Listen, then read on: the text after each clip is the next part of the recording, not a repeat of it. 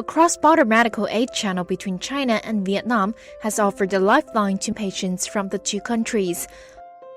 Opening in 2016 and named after a boundary stone, the 1369 Rescue Passage in Dongxing City, South China's Guangxi, facilitates customs services for people in need of urgent medical assistance in Vietnam.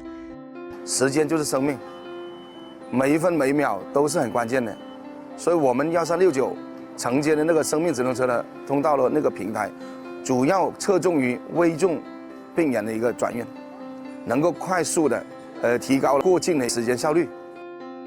Mr. Tang recently suffered a stroke during his trip to Vietnam.